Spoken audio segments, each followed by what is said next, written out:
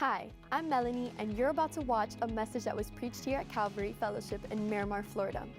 At Calvary, we exist to help you take your next step in your relationship with God, and we pray that this message helps you do just that. How's everybody doing? We are glad that you're here, and let me tell you something. The vibe all day has been good. It's what 1 extra hour of sleep will do for you. Seriously, people are excited. People have been singing loud. People have been laughing at jokes that aren't even that funny, but they're just into it. And so I want you to know that I appreciate it. And it's been a great Sunday, so we're going to close out strong. We're going to finish strong, right? Yeah. All right, I appreciate that.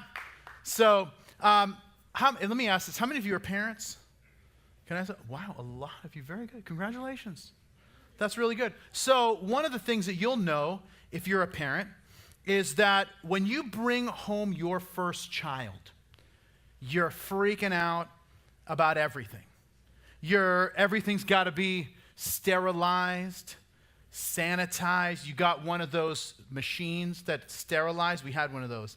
That was like one of our registry items that you just like sanitize everything, and then, nothing can touch the floor and then be given to the baby. Everybody who holds the baby has to go through a 12-point background check to touch the baby, and then you have more kids, and you start to kind of loosen up. And what I've noticed about myself with more kids is like what my reaction is to the same thing happening with all three of them. And so my three kids, Mia's 11, Xander's 9, and Livy will be 7 next month. And so, but I had this whole thing where the same thing happened. So I'll give you an example. They're both around 2.5 years old, and they're sitting in the high chair eating a bowl of cereal. And then, as kids do, they spill the bowl of cereal. And so what happens is that when Mia was born, Mia's our oldest, is that I jump up. Mia, don't worry about it, Mama. I'm going to clean it up. And so I clean up the cereal, and then I clean up the milk, and then I clean up the bowl, get a brand new bowl, and get a fresh cereal for her. And so that's how I handled it. When Xander was born, and he spilled his bowl of cereal at around 2.5, I said, come on, buddy, let's do this together. And so I'd take him out of the high chair, and then we would clean it up together, and then we'd get the new bowl together, and then we'd pour the cereal together, and we'd pour the milk together. And so that's kind of how we did that. And then Livy came along. And when Livy came along and spilled her bowl of cereal, I was like, Livy, your cereal's on the floor, eat it. Here's a straw so you can grab all that milk. And because I'm not getting up. And I'm not saying it's right. I'm just saying it's what happened. So it's just what happened. So, and then, and this is true, and I bet you this is true with you. I've talked to a bunch of parents today, and they've all said, like, Pastor Bob, you're so right. That's what happened with us. And so what happens is that with pictures, I don't think I'm exaggerating to say I probably have close to 1 million pictures of Mia. I mean, you just taking pictures. I mean, I've got pictures of Mia at like 10 seconds old, 15 seconds old, 30 seconds old, 30 seconds old horizontal. And then, it was like, and then 1 minute old, 2 minutes old, 1 day old, 25 hours. I mean, I just got over and over everything. And then no matter what situation, it was her first, whatever. And then we're there. And so there's a picture of it. And then with Xander, we have a lot of pictures of Xander. But it's probably half as many pictures as we have of Mia. So we captured all the important stuff, but it wasn't as over the top as it was with Mia. And then Livy, that poor girl, came into our lives. And that girl, she walked into my office one day, and people have come in to my office today to check. Like, are you for real? And she walked into my office one day, and she looked around, and she said, Dad, there's not one picture of me in this office. It's terrible. And so what I did was that I'm like, well, hey, let me show you something else. And so then I opened up a frame, and I just threw out one of the pictures of one of the other kids. I'm not even sure which one it was. I just threw it out and then printed a picture and put it in there. And now there's one picture of Livy in my office, and I do need to improve that. But now I think she's getting like a complex about it, because every time she comes to church, she draws a picture of her and I, and we put it up. The thing I will say that I really appreciate is that, like the first picture that she drew of me and her and I was round. and then I was more of an oval, and then it was more oblong, and now the new one is just a stick figure. So she's kind of noted my progress over the last several, months or so.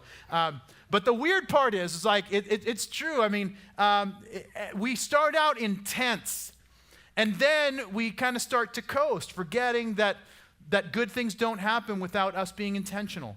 And so just, I mentioned that a moment ago, but so over the last now, 13 and a half months or so, a little over a year, I lost a little over 80 pounds over the last little over a year. And the two questions I get asked the most, and so the first one is not going to surprise you, and is, how'd you do it, right? So somebody wants to say, hey, how'd you do it? And honestly, if I can do it, literally anyone can do it. But the second thing, this is the second question I get asked the most, and that is, now that I've lost the weight, here's the thing people ask me, and that is, are you going to go back to eating regular? And first of all, I don't think people really know, like, what regular used to be for me was, you could have fed a family of 4 for that amount. But the thing is that, and so my answer to them is like, no, I can't ever go back to eating like that. And so, but you already reached the goal. And I said, but that's the point, is that the answer now is not to lessen my commitment, but to deepen my commitment and start doing more than I had done previously.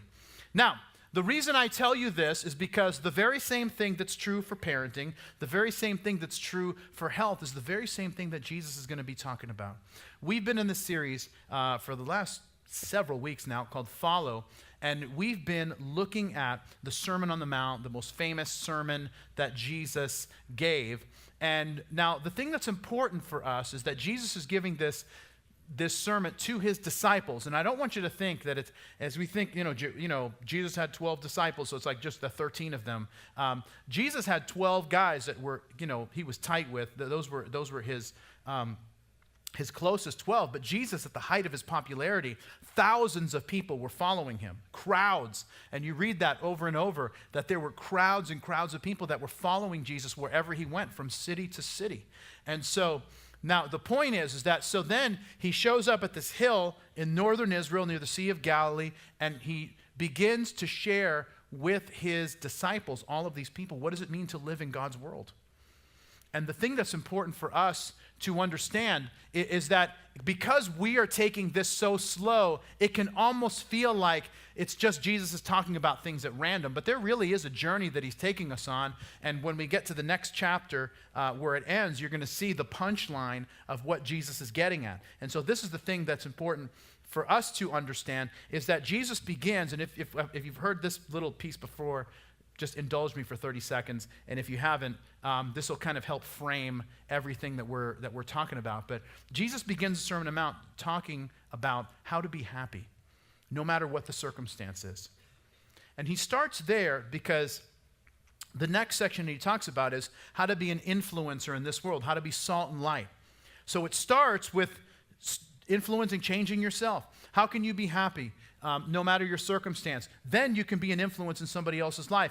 As you're influencing somebody else's life, now he talks about, you've heard it was said, and he talks about the law, how the law is the just most basic means of which to live. But love, if we're gonna influence people, we've got to live above that. That love demands a little bit more. And so he talks to us about that. And then, if love demands more, then what do we do in these moments so he says, well, what about these spiritual disciplines that we have? What about that? Do we still do those? And then he talks about, well, we've got to do those, but we've got to do the right things for the right reasons.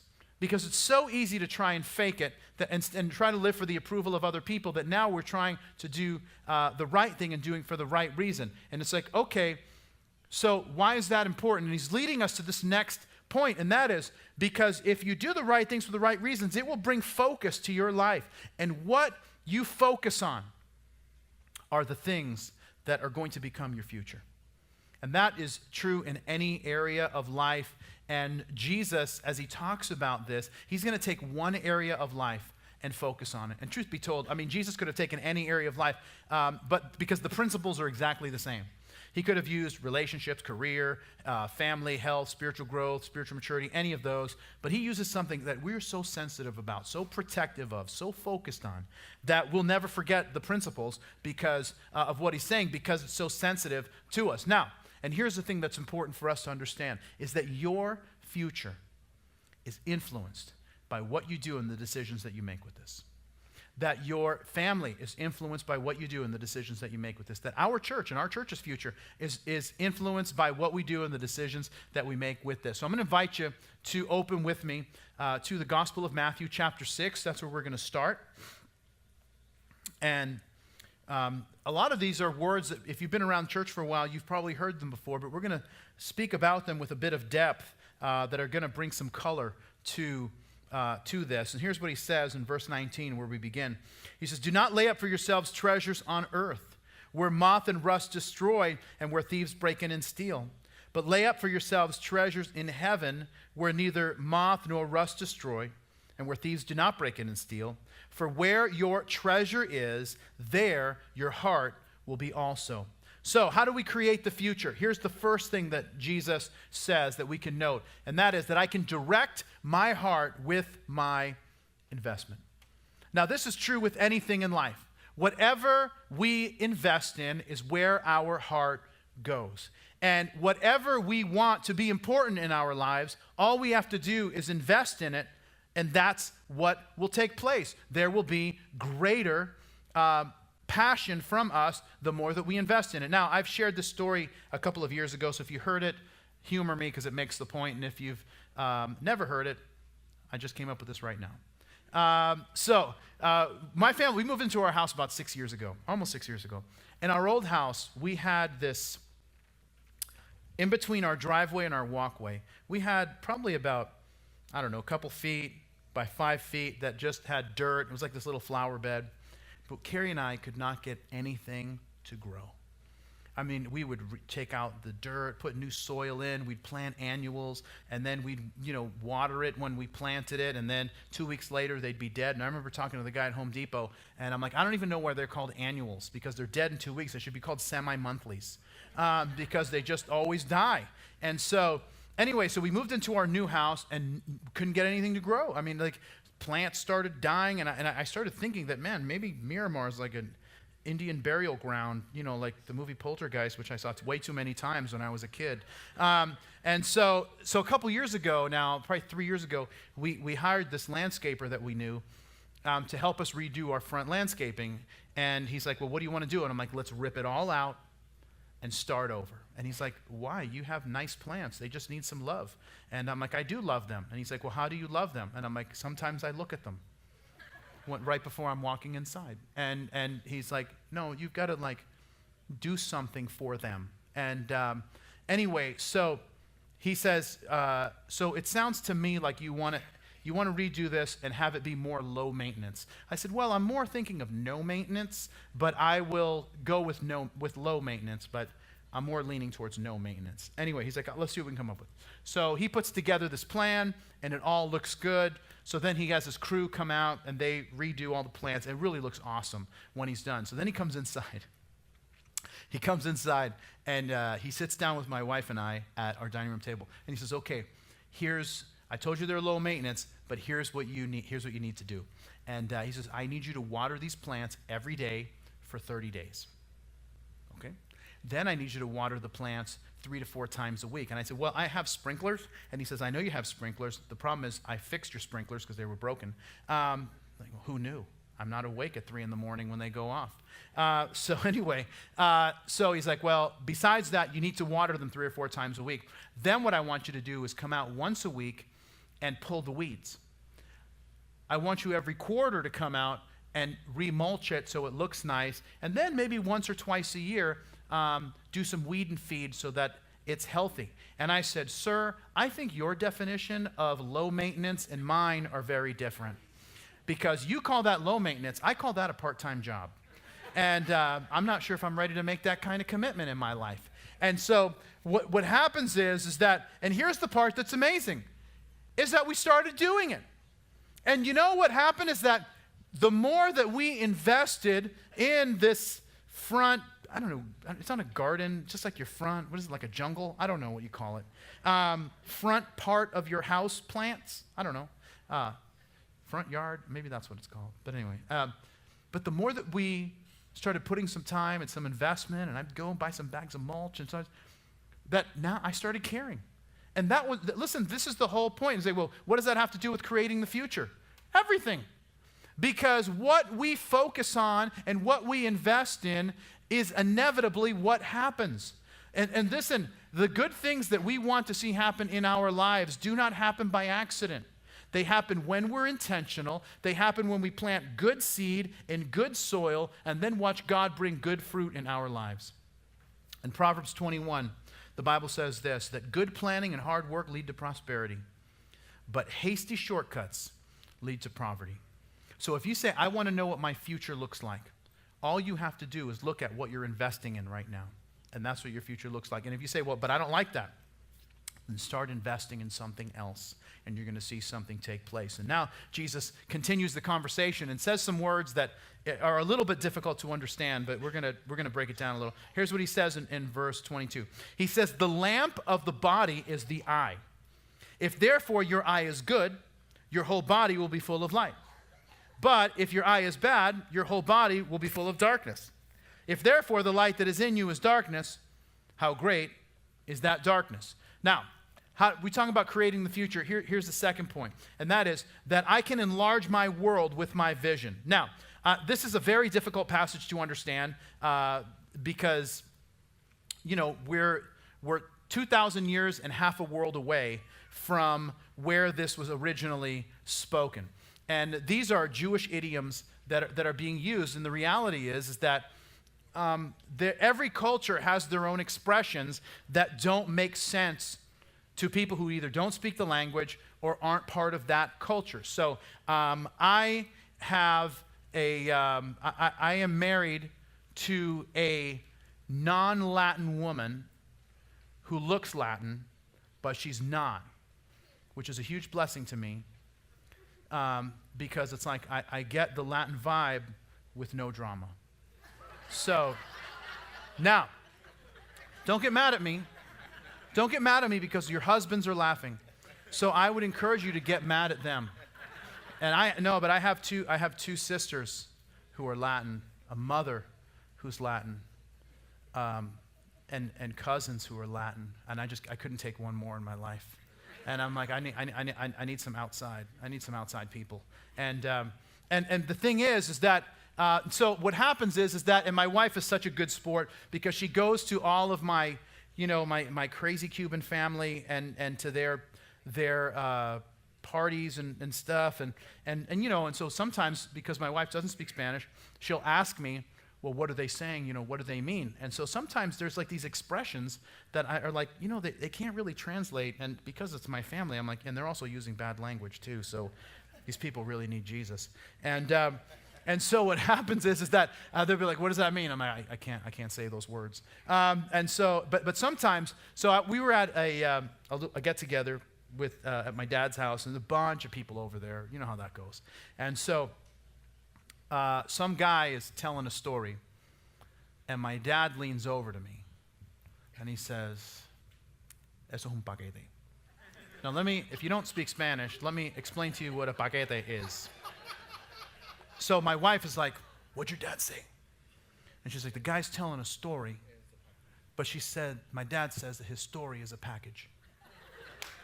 And she's like, what kind of package is it?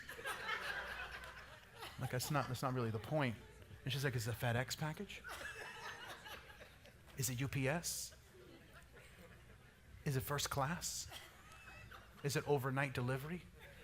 Is it medium mail? Is that what this is? It's so slow. And I'm like, no, he's saying that he's lying.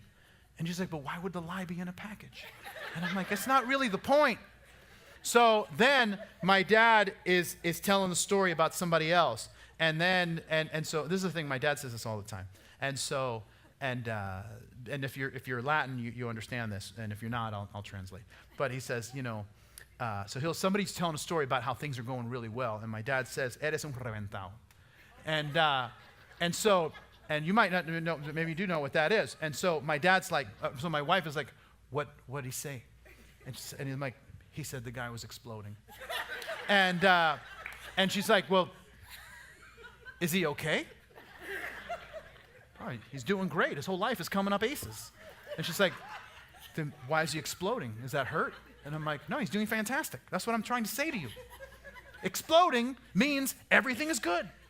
And once again, how does that even make sense? So Jesus is saying that, and once again, we are 2,000 years and half a world away. And Jesus says, the lamp of the body is the eye. And if the light is good, your body's good. But if the light is darkness, your light is darkness, and that's dark. And the guys there are like, oh, snap, he's right. That's so true. Because you know what? I thought I had light, and it was dark, and then the dark was light, and then I had to switch the dark load, and the whole thing, everything turned pink in the wash. And it's like this whole thing, and you're like, what in the world? And listen, I remember reading that when I was a young Christian, and I'm like, okay, so the light, the eye is the lamp, and then if light is good, then the light is in my body. I don't know how light goes through your body, but Jesus said it, so I'm going with it. I just don't understand it. And so what happens is, now you got to understand, this is the whole thing. These are Jewish idioms. So I'm going to tell you what it is, and then I'm going to show you a couple passages. What Jesus is saying, there's this Jewish idiom that if you have a good eye, that means that you're a generous person. If you have a bad eye or an evil eye, that means that you are a greedy person. And this is what Jesus is talking about. So let me just give you a couple passages just so you don't think I'm making it up. So Proverbs 28:22. A man with an evil eye hastens after riches and does not consider that poverty will come upon him. He who has, this is Proverbs 22, he who has a generous eye will be blessed, for he gives of his bread to the poor. Now that word generous, you may want to circle that in your notes, and you might want to write this Hebrew word. The Hebrew word is tav, T-O-V. This word tav is the word that is used over and over again in Genesis 1, that God creates everything and he calls it tav. He calls it good. And so it's the same word, good, that's translated later as generous because the translators understood the expression. And so Jesus is saying that, and this is what he's saying, just like how in your body, when there is light, your body, the world gets larger because you're able to move. You're able to go from here to there. Why? But light needs to happen for you to be able to walk safely and go where it is you need to go. When there is darkness, your world constricts because you don't want to move because you feel it's unsafe and you're not sure what's going to happen. This is the very point that Jesus is making, is that generosity has a way of brightening your world, and it allows more opportunities to take place, and that God has a way of blessing people who are generous by bringing better opportunities, divine connections, a larger future. In fact, in Proverbs 11, it says, the world of the generous gets larger and larger. The world of the stingy gets smaller and smaller. The one who blesses others is abundantly blessed, and those who help others are helped. That is just a reality of spiritual life. And you don't have to take my word for it. Ask anyone who is generous and has allowed God into their financial world, and they will tell you the very same thing, that their world got larger. So follow this pattern. And Jesus is saying, what you focus on, where your treasure is, there your heart will be also. That your world gets larger and larger through generosity. And then in verse 24, he says this. He says, no one can serve two masters, for either he will hate the one and love the other, or else he'll be loyal to the one and despise the other. You cannot serve God and mammon. If you pause there and give me your attention, if you're a note taker, last point, and that is that I can increase my commitment with my loyalty. That there is this who we're going to serve, and that's the struggle. Who are we going to serve? Now, I know you heard earlier about Trunk or Treat, and just it was so good. It was really amazing. And I'm grateful to all of you who participated. I'm grateful to all of you who came out with your kids and brought people and all that. And so it was so amazing. But you know, the strangest thing that I read this year about Halloween was that, check this out. This article that I read said that this year for Halloween, people spent $500 million on Halloween costumes for their pets. $500 million on Halloween costumes for their pets. And somebody was trying to explain to me, no, because, and I'm like, you are barking up the wrong tree with me. And I appreciate you guys responding to that joke. I've been hanging on to that joke. 3 times I went with it, and it finally landed. Thank you very much. I'm going to sleep well tonight because of this moment right here. Thank you. Thank you. The other 3 services, carnal people, not getting the jokes. Anyway. So the problem is not, it's lack of money. No, the problem is prioritizing, and that's what Jesus is saying. And he contrasts the idea of serving God with the resources that we have, and he says, well, you're either going to serve God or you're going to serve Mammon, and Mammon was a deity that was essentially the personification of money. And what Jesus is saying is that what we can do, but money is an inanimate object. It's neither good nor bad. It's what we do with it.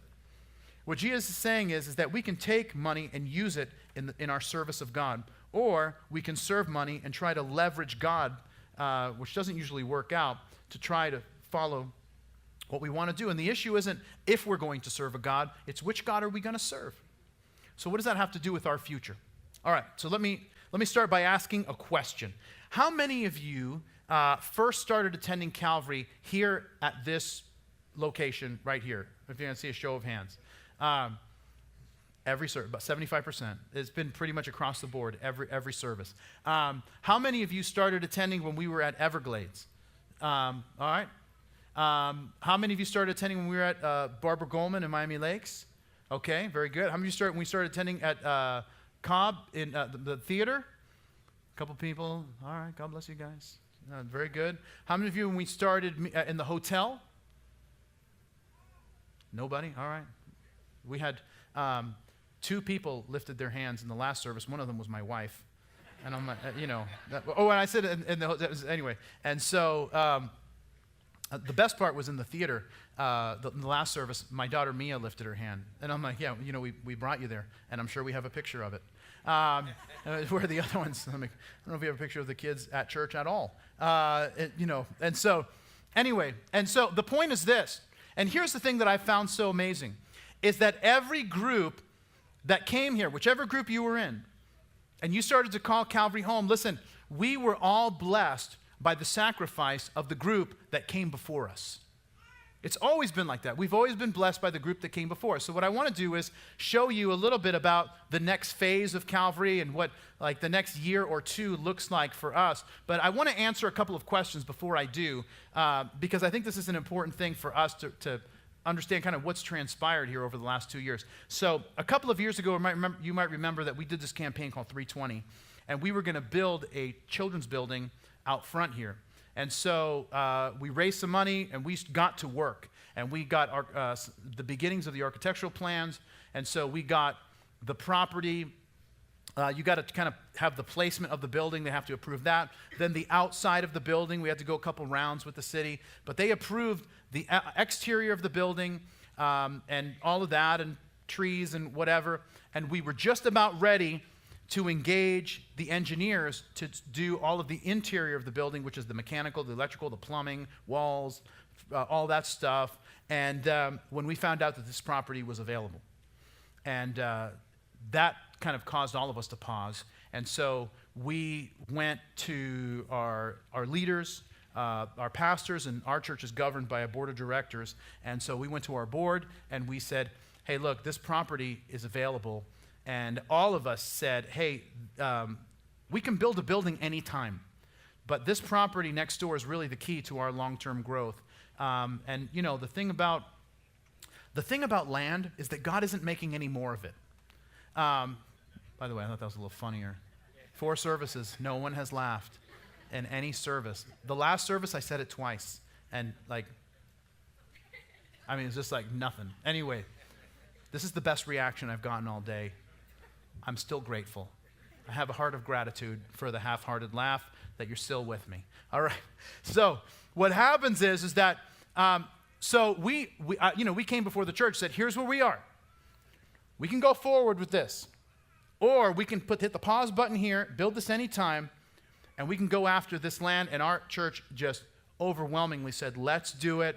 And then we bought this property. And then the thing that we've had to do is now one of the things we've been dealing with is that this church, this property was already zoned for church because there was a church that owned it before, and they just never really got off the ground, so they sold the property to us. And then we we started building out the master plan. And then this property over here was zoned commercial, and they were going to build, there was several things. There's going to be a CVS here, and then there's going to be like a preschool here, and then there's going to be like a Sprint store. Anyway, something totally useless. But CVS is useless until you need medicine, which then it's like, anyway. But they can put that anywhere, not next to us. But now we got it, but the thing is it's zoned, it's zoned commercial. So we went to our civil engineer and said, how do we change the zoning? And said, we could do that. It's going to take 12 to 18 months, or we can just unite the properties. When we unite the properties, now the church zoning will, because it all be one thing. We're like, let's do that. So that's been a process of probably almost a year, 6 to 9 months really, because it got done a couple months ago. But dealing with the county, and I don't know if you guys have seen the movie Zootopia. Have you seen that movie? You familiar with Flash in that movie? Flash is based on a true story, and some people that work for the county. And honestly, it's not. I'm joking around, but honestly, it's not. There's great people that work at the county and the city. It's just that it's a very long process because you got to get approvals from all these people. Well, I said yes, but it's got to go to commission. Once it goes to commission, it's got to go to this other group. Then the other group has to do some other thing. Then you got to wait 30 days, and you got to wait for people to complain. And if nobody complains, then we find out if there's any hostile. Anyway, it just takes a while. Anyway, that's all done, and so we're ready now to take some steps forward into the future. So I want to show you some pictures of what the future could look like. You want to see some pictures of the future? So are you sure? You're excited about it? All right, just want to make sure. I want to make sure we are 1 o'clock ready. I would have accepted that from one of the other services. 1 o'clock lives at a higher standard. And so, all right, so let's take a look. So this is an idea of what it's going to look like when it's all built out. We are here. Technically, you're like right there. Actually, you're actually right here, or you'd be on the roof. But you're like right there. So this is the building that we have approved, not the interior, but this is the building that we have approved. And once we want to build it, it'll take us about 3 to 4 months to get the engineering drawings. We get them approved from the city, and we start. And so this is probably about a year process from, let's say, go to build, to actually move in. So, and we're holding off on this because this bad boy is the one that we really need, which is going to allow the change the use of this building. So the next slide is going to give you kind of an aerial shot of where we are, and then this building eventually, and then where this guy is. And that the cool thing is that now, once we build this, you'll be able to drive onto our property right off Miramar Parkway. Yeah, that's it. That is the strangest thing that people are most excited about. I did this meeting. I shared this with a lot of our leaders, and people went crazy. And every service, people, yes! I'm tired of making those extra 2 turns. It's like I turn, then I turn, then I turn. It's like I'm inside of a Swiss cake roll. And so I just came up with that right now. But anyway, there's just been a level of excitement for that turn lane. I had no idea. Anyway, so we're going to do that for you. And so I'm glad you're excited. So anyway, and then that will come on. And anyway, there's a bunch of new parking and all that. So let me show you. Can I see the Wonder Friends picture? The Super Friends picture. Now, I call this the Super Friends picture because I don't know if you ever saw the show, the cartoon, The Super Friends. If you're my age, you did. And then there was the Wonder Woman had an invisible jet. But the thing is, you could see the outline of the jet, and it's not really stealth because you could see Wonder Woman sitting. So it's like this woman is just sitting in midair. So it's not really stealthy. I say that because you get the outline, and that's me right there. So it has the same effect. Anyway, so here we are. So the idea with this building is this auditorium right here is going to seat about 950. Which is a little more than double what we have right now, which we're very excited about, because 9 o'clock is doing really well. Surprisingly, it's not a great service time. 10:15 is doing really well. 11:30 is full. overflow. This service is doing very well. And so this would allow us to maybe go back to doing 3 services. And because once again, the challenge that we have is, some people say, well, can't you just do more services? Yeah, we could do services all day long. It doesn't mean anybody's going to show up. It's like, we could tell people like, hey, you should come out to that 6 a.m. service that we're doing. It's going to be me and Pastor George. Like wouldn't even be able to talk the whole staff into going. And that's why the reality is that we need empty seats, available seats at optimal hours. And that's really the key, is how do we, so if you want to invite your friends, your family, your classmates, your coworkers, we've got to have seats available for you to be able to do that at an hour where they will want to attend. I mean, that's just the reality of it. So it's about 500 seats on the bottom, about 450 on top. And then here is going to be children, nursery and toddlers. And our philosophy has always been, we want the youngest kids to be closest to their parents, so that should their parents need them, they're literally just a few feet away. And, as the kids get older, they're able to, kind of manage it. But this corridor is going to connect to this building right here. And that's kind of part of our thing. Originally, they were like, we should just have an open campus where there's just buildings. And I'm like, have you ever been to Florida? Ever? It's like this inferno of heat all the time.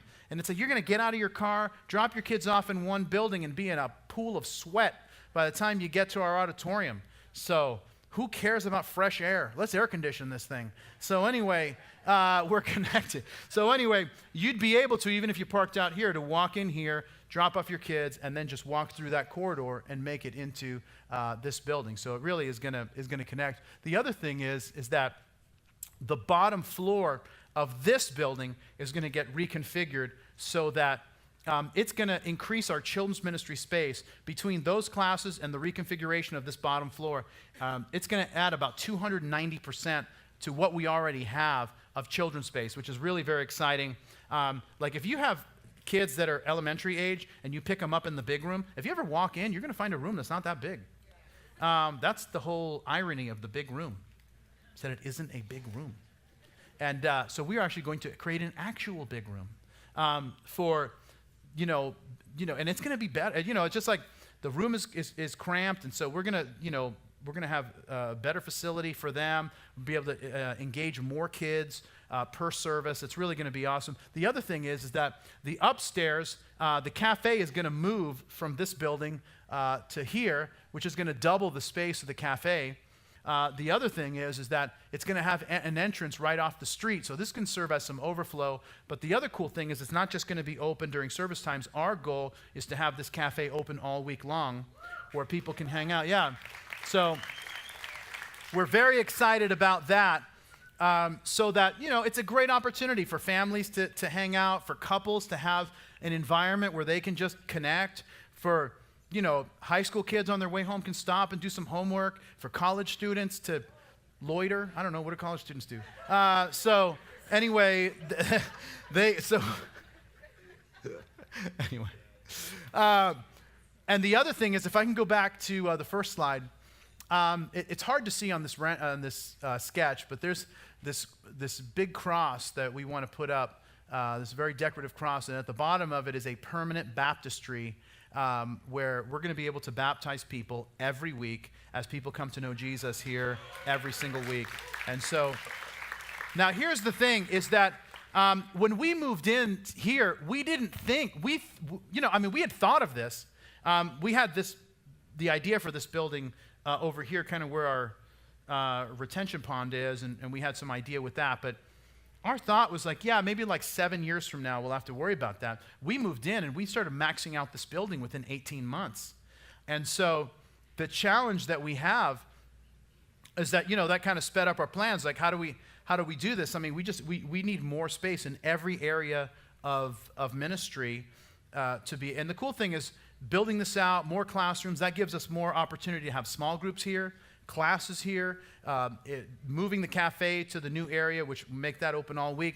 But then the cafe, our offices will expand, so now there's more opportunity for counseling and other ministry, one-on-one, and all of that to take place. And so, listen, some of you have never been part of something like this before, these kind of amazing moments in our history, and some of you have, but this is going to be, if you haven't, this is going to be an amazing experience for you. And I've just talked to people over and over the years, and these have been like these defining moments where, man, I trusted God, I stretched and did this, and man, God showed up in my life in such an amazing way. And, several years ago, we were meeting in high school.